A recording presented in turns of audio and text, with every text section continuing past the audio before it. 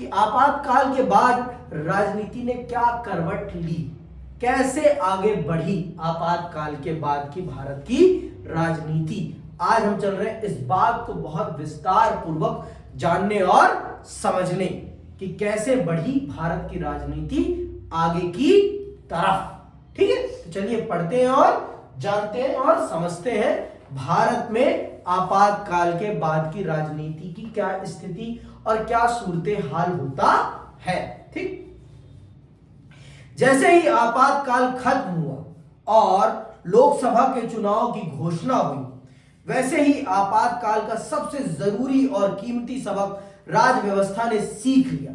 1977 के बाद के चुनाव एक तरह से आपातकाल के अनुभवों के बारे में जनमत संग्रह थे, मतलब जनता तय करने चल रही थी कि आपातकाल सही था या गलत था।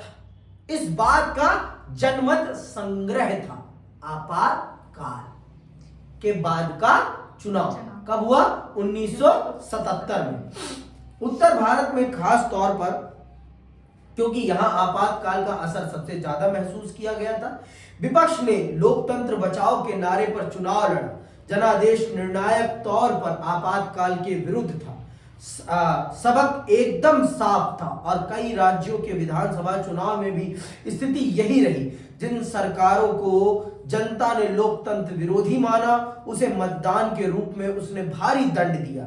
इस अर्थ में देखें तो 1975 से 77 के अनुभवों की एक परिणति भारतीय लोकतंत्र की बुनियाद को पुख्ता बनाने में हुई। तो मान लीजिए कि आपातकाल के बाद जब चुनाव होता है तो जनता को जो लगता है कि इस दल ने आपातकाल के दौरान हम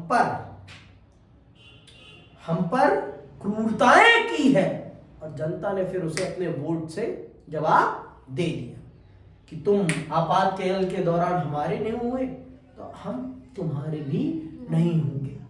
हम तुम्हारे हैं, तुम्हारे सनम वाली बातचीत नहीं है। हमने हमारे साथ गलत किया, हम तुम्हारे साथ भी गलत करेंगे। ठीक, आगे सुनिए।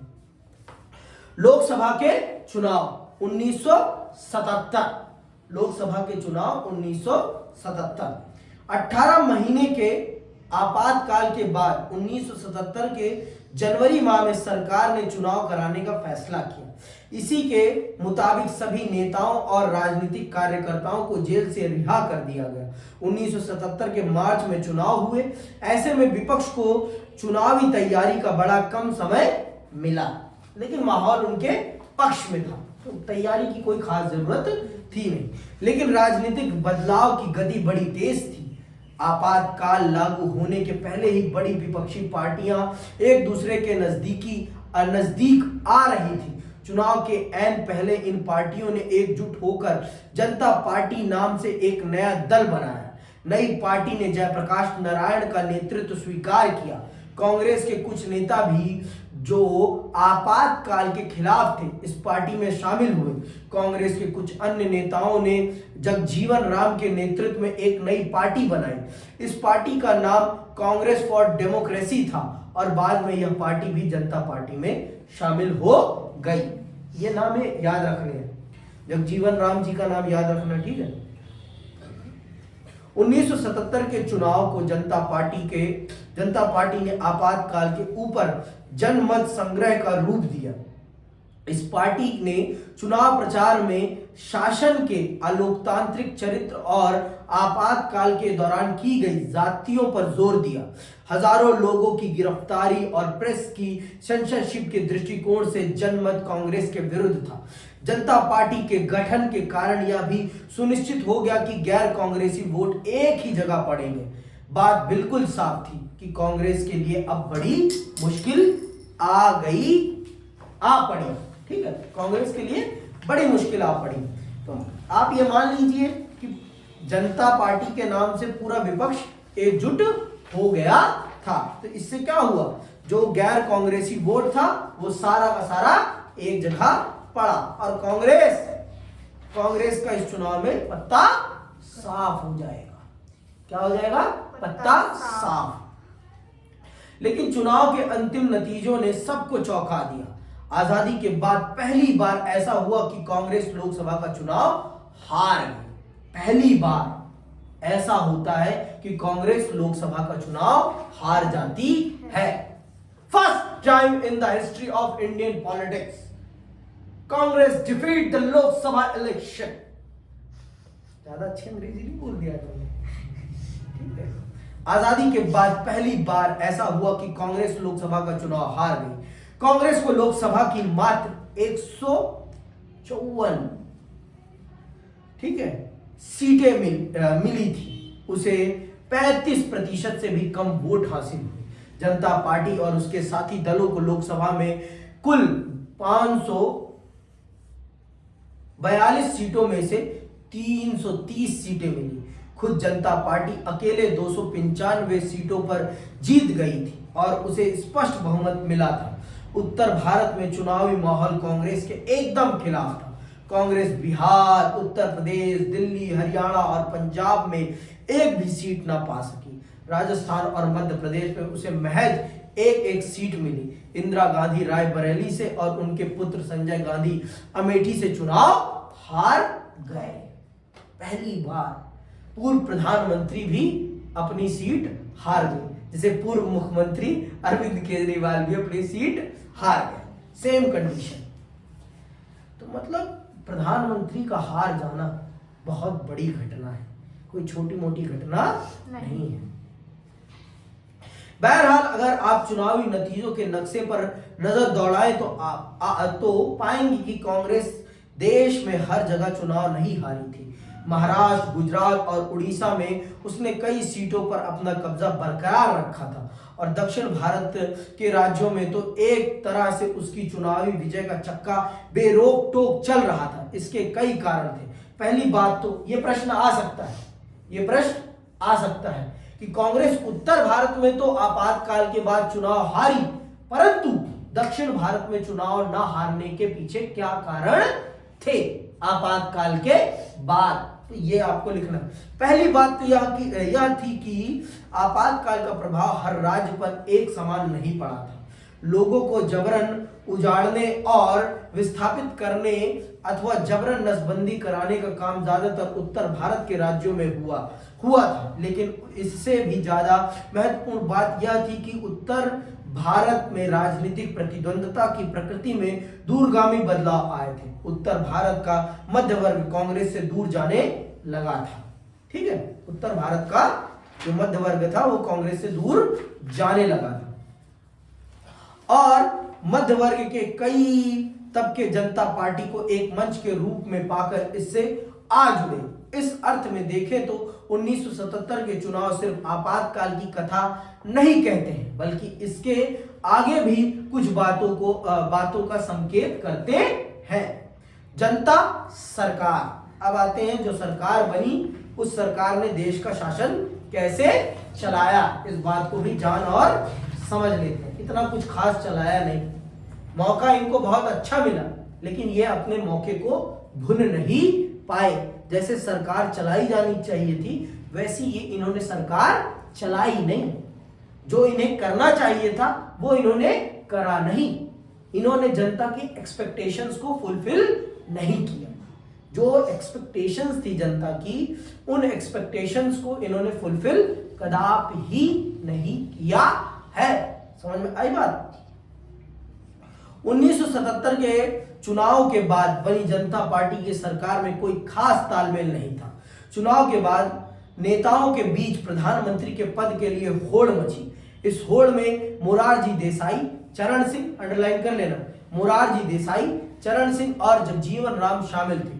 मोरारजी देसाई 1966-67 से ही इंदिरा गांधी के प्रतिद्वंदी थे। चरण सिंह भारतीय लोक दल के प्रमुख और उत्तर प्रदेश के किसान नेता थे। जगजीवन राम को कांग्रेसी सरकारों में मंत्री पद पर रहने का विशाल अनुभव था। बहरहाल मोरारजी देसाई प्रधानमंत्री बने, लेकिन इससे जनता पार्टी के भीतर सत्ता की खींचतान खत्म ना हुई।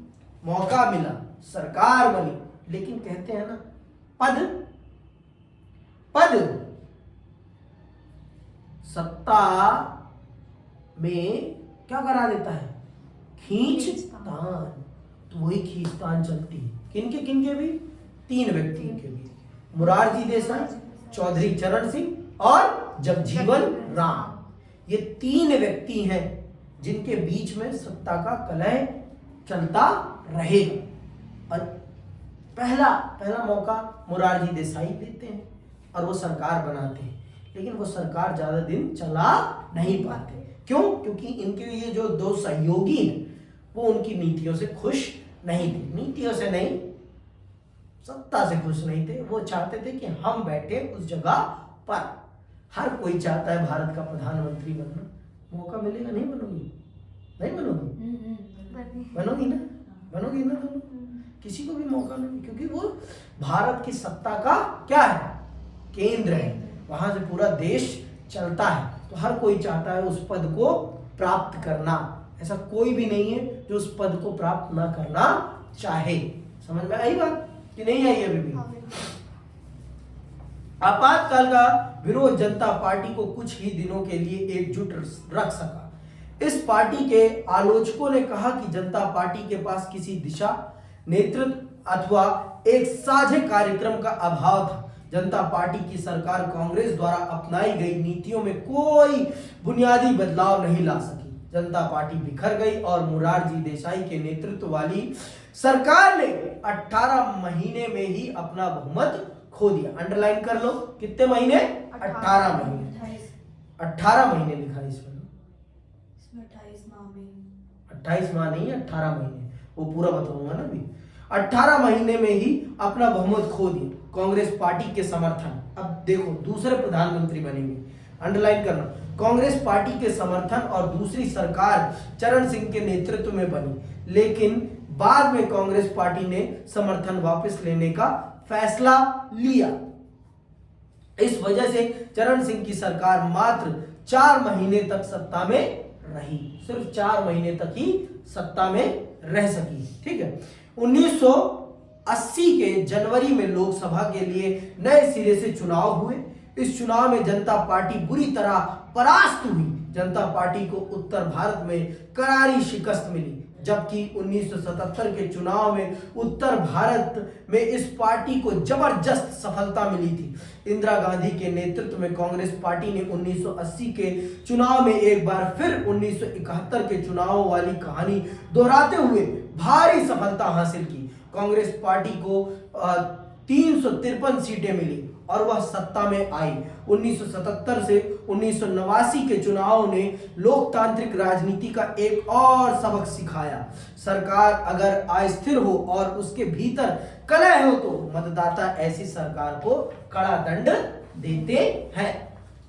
मतलब भारत की जनता की राजनीतिक सूझबूझ को 1980 का चुनाव कहा जा सकता है, क्योंकि आप ये मान लीजिए कि उन्होंने जनता पार्टी की सरकार बने, लेकिन जनता पार्टी को जिस उम्मीद से सत्ता में बिठाया था वो उस चीज को कर ही नहीं पाए। वो अपने इंटरनल कलह में ही जूझते रह गए कि प्रधानमंत्री कौन बनेगा। अरे भाई, प्रधानमंत्री के लिए लड़ रहे हो कि देश की जनता की काम के लिए लड़ रहे हो?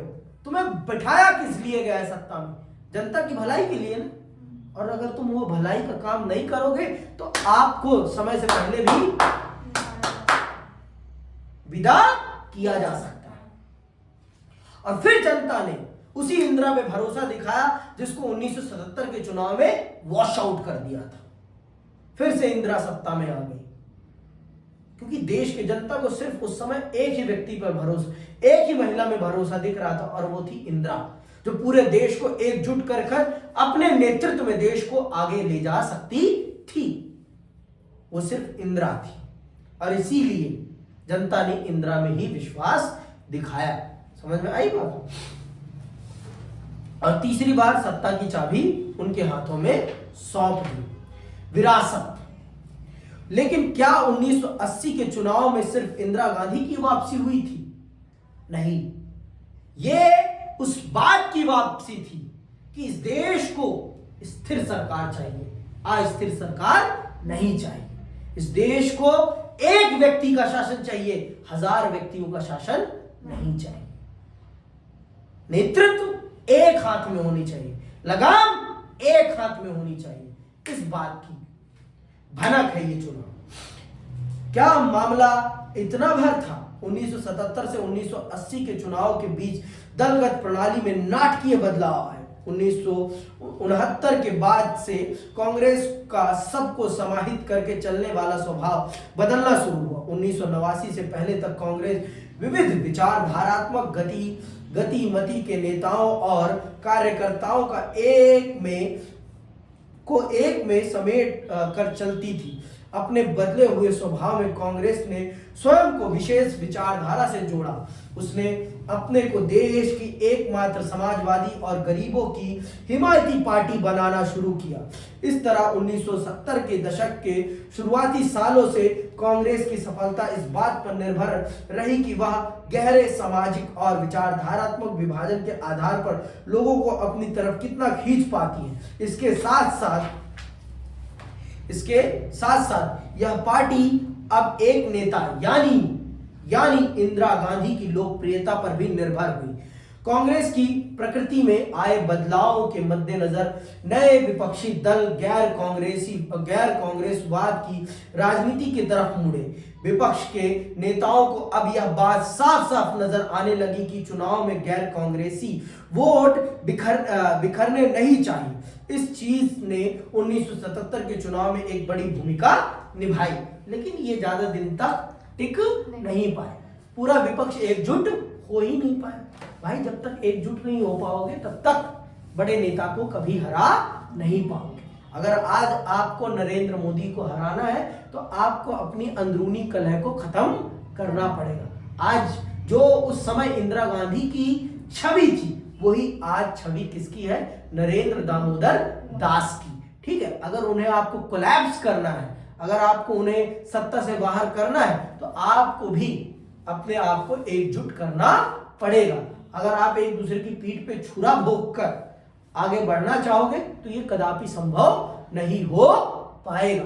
आपको एकजुट होना पड़ेगा, तभी आप उस काम को अंजाम दे सकोगे, नहीं तो नहीं दे पाओगे। समझ में आई बात की अभी भी नहीं आई है?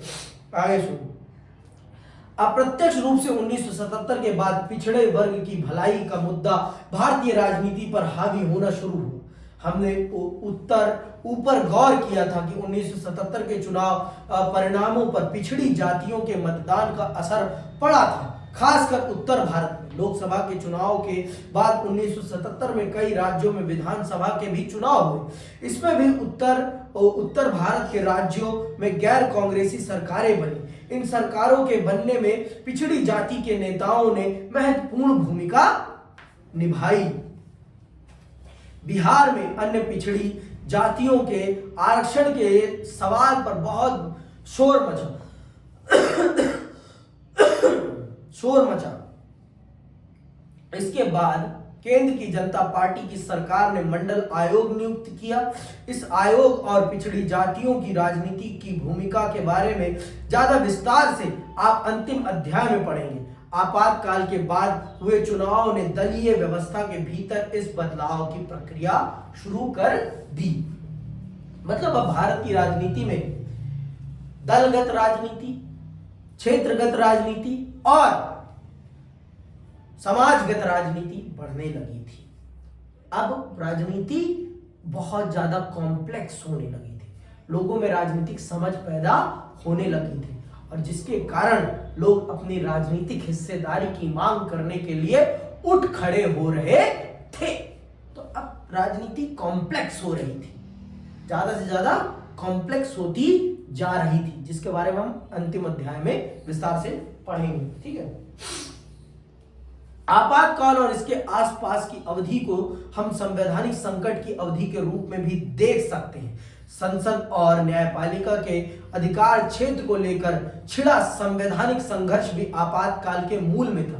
दूसरी तरफ यह राजनीतिक संकट का भी दौर था। सत्ताधारी पार्टी के पास पूर्ण बहुमत था, फिर भी इसके नेतृत्व में लोकतंत्र को ठप करने का फैसला किया। भारतीय संविधान के निर्माताओं को विश्वास था कि सभी राजनीतिक दल लोकतांत्रिक मानकों का पालन करेंगे।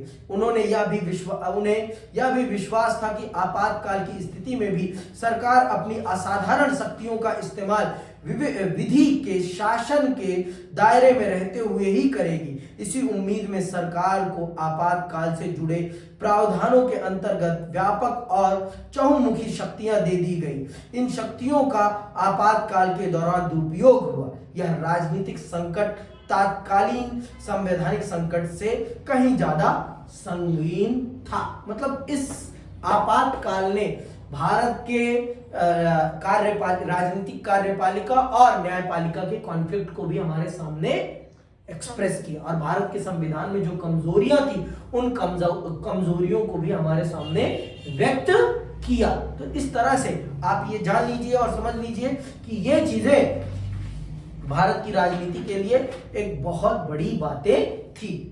इस दौर में एक और महत्वपूर्ण मामला संसदीय लोकतंत्र में जन आंदोलन की भूमिका और उसकी सीमा को लेकर उठा। स्पष्ट ही इस दौर में संस्था आधारित लोकतंत्र और स्वस्फूर्तित जन भागीदारी पर आधारित लोकतंत्र में तनाव नजर आया। इस तनाव का एक कारण यह भी कहा जा सकता है कि हमारी दलीय प्रणाली जनता की आकांक्षाओं को अभिव्यक्त कर पाने में सक्षम साबित नहीं हुई। आगे के 2 अध्यायों में हम इस तनाव की कुछ अभिव्यक्तियों को समझने की कोशिश करेंगे। इन अध्यायों में हम विशेष रूप से जन आंदोलन और क्षेत्रीय पहचान से जुड़ी बहसों के बारे में पढ़ेंगे। मतलब अगला अध्याय और इससे अगला अध्याय आपकी जनता और जन भागीदारी और जन आवाज पर आधारित अध्याय हैं दोनों, जो अगले 2 अध्याय हैं। लेकिन इसमें से एक अध्याय आपका सिलेबस से उड़ा दिया गया है, जन आंदोलन वाला, क्योंकि सरकार चाहती नहीं है कि आप इस बात को समझ पाए कि जन आंदोलन का क्या महत्व होता है, जन आंदोलन क्यों महत्वपूर्ण होते हैं देश की जनता के लिए। और क्योंकि आपातकाल के पीछे जन आंदोलन की ही बहुत बड़ी भूमिका है। 2 छात्र आंदोलन और उन छात्र आंदोलनों ने किस प्रकार से पूरे देश में राजनीतिक चेतना को जगाया, यही तो था ना आपातकाल। इसीलिए तो लगा ना आपातकाल कि इंदिरा गांधी डर गई, उनको अपनी सत्ता पर संकट नजर आने लगा, है ना। तो ये जन आंदोलनों की भूमिका है और इन जन आंदोलनों के माध्यम से ही देश की सरकारें बनी भी हैं और बिगड़ी भी हैं। भारत की आजादी में भी जन आंदोलन की बहुत बड़ी भूमिका है। लेकिन यह दुर्भाग्य है कि भारत की सीबीएसई ने एक बहुत महत्वपूर्ण चैप्टर को आपके सिलेबस से उड़ा दिया है, सिर्फ सिलेबस एक्सटेंड के नाम पर। इसी के साथ मैं विदा लेता हूं और यह अध्याय यही समाप्त होता है। जय हिंद, जय भारत।